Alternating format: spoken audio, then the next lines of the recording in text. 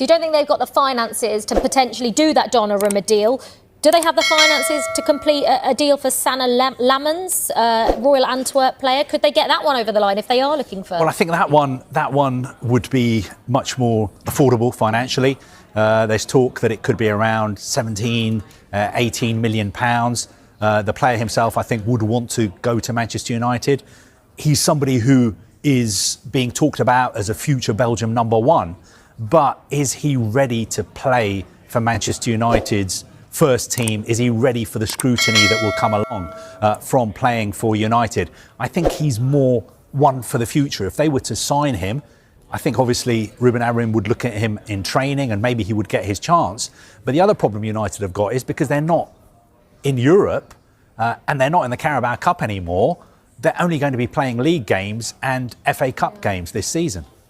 Yeah, it's an interesting one for Manchester United. Now, European football expert Andy Brassel joined us earlier on Good Morning Transfers.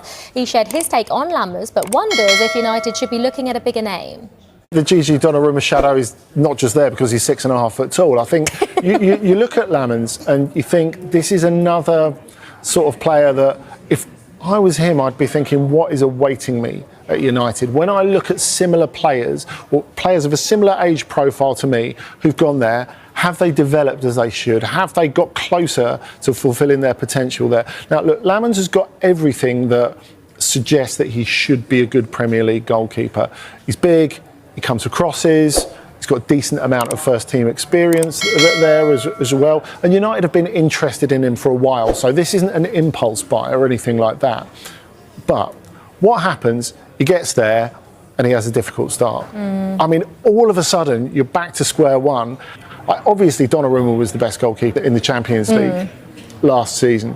Whether he can be that in the Premier League, someone who is not great with his feet, is obviously a phenomenal shot stopper, but it's kind of glued to his line a lot of the time. Does it feel like another potential United disaster if that was something that was going to happen for them? Right, let's get some more reaction to last night's result. Of course, Manchester United getting knocked out of the Carabao Cup by Grimsby Town in League Two. Jamie Jackson from The Guardian joins us now. Jamie, you were at the game last night. I mean, it's a simple question. Just how bad was it? Dire. Probably the worst I've ever seen United play, in the flesh in my job as a correspondent. I've covered them since 2012. There was a game under Moyes in the Champions League. They lost 2-0 at Olympiacos and they were absolutely awful. They stunk the place out. It was very odd how bad they were that evening in Piraeus, which is the port area of Athens. Last night was worse because it's fourth tier opposition. Listen, Grimsby were excellent. Grimsby actually played, right, how Manchester United should play. Fast, hard, aggressive, passing it around at the back, then moving forward at the right moments, creating chances. There was like a header from Benjamin Sesko right at the end of the first half, and I was sitting there thinking, oh yes, Manchester United are allowed to attack as well, and that sort of sums up how bad. Yeah, it's the worst I've ever seen the players are saying, sort of 12, 13 years of covering them. Jamie, I'm going to get on to Ruben Amorin in just a second, but you mentioned Benjamin Sesko there. How surprised were you in that penalty shootout that he stepped up so late and let every other single outfield player go in front of him? I mean, your question has the answer. I mean, he is the new number 9, the leader of the attack.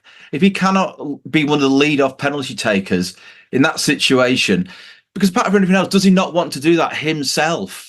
As the new player to sort of show his teammates, listen, he can miss that penalty if he does step up sort of 1 to 5. But the point is, he's taken on responsibility, and that would do a lot for him, his standing, Amorin, whether, as I say, he scores it or not. So I cannot, for one reason, or fathom what has gone through his head. And if you are the head coach who's stroked the club, who's invested 74 million pound in this guy, I mean, unless it was under strict instructions from Amorin, don't take it. But I can't believe that either. I mean, what does it say about Sesko to the club, to Amorin, to his players? Listen, it's a snapshot. Hopefully he'll move on and be a lot more positive. But yeah, I mean, it was just very, very confusing. As well as I have to say, and I get it's a superstition thing, Amorin sitting on the bench, I believe it was, right? Because again, I was searching for him on the touchline, where the dugouts were yesterday evening at Blundell Park. It's right below where we sit as the press. I was thinking, where's Amorin at? He's got to be watching this. I kept on scanning as it went around all the penalties, sort of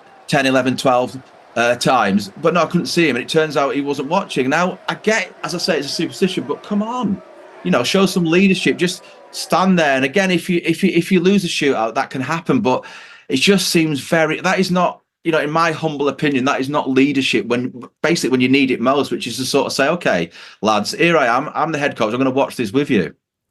Yeah, absolutely. Yeah, it was a weird one from Ruben Amorin. Did you expect him, Jamie, to be under so much pressure so soon into the season?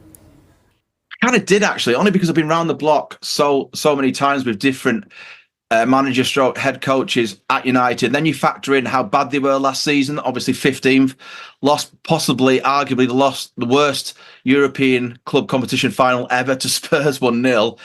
I was at the last friendly, Fiorentina. I took my son, who's a supporter, so I was there as a sort of punter at Old Trafford. Last friendly before the start of the season, and United were flat.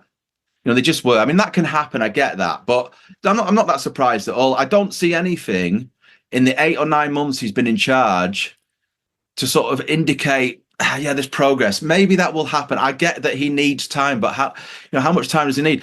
Each club is different, but look at Thomas Frank at Spurs, what he's done in sort of 2 games. I was at the City game last Saturday when, Thomas Frank Spurs did a number on Manchester City at their ground. Amorin's had 8 or 9 months, and I'm not seeing, and I'm being polite, not much, too much progress. Yeah. What about Andre Onana then? He was at fault for the goals yesterday. I mean, Ruben Amorin said, it's not just down to him, but do Manchester United desperately need a goalkeeper? Is that just as simple as it gets? Yeah, I think that's the bottom line. I mean, take your pick. The first one, he gets beaten at his near post, and the second one, he misses his punch completely. I mean, he's a goalkeeper. He's allowed to use his hands, obviously. I mean, that was.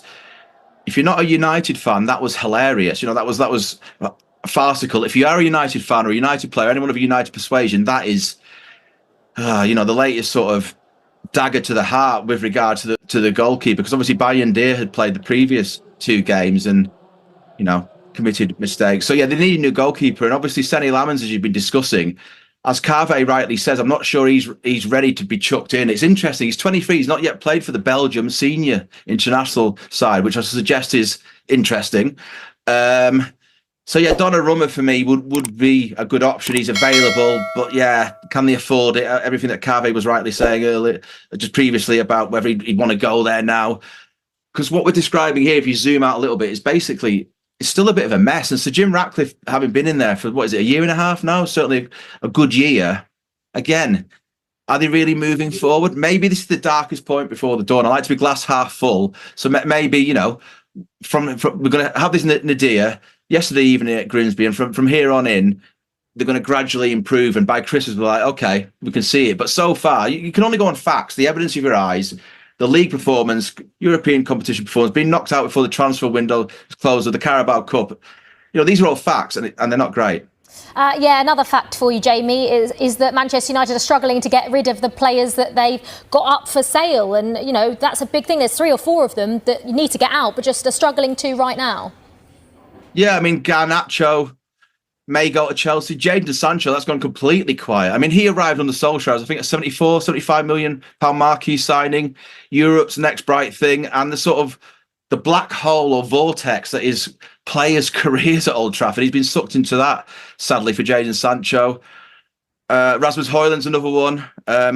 Kobbie Mainoo wants to leave. Now, here's an interesting one. For me, Kobbie Mainoo is good enough to start for Manchester United, if they were title challengers, never mind sort of, a side that finished 15 and is struggling. I mean, he's class. He's a class player.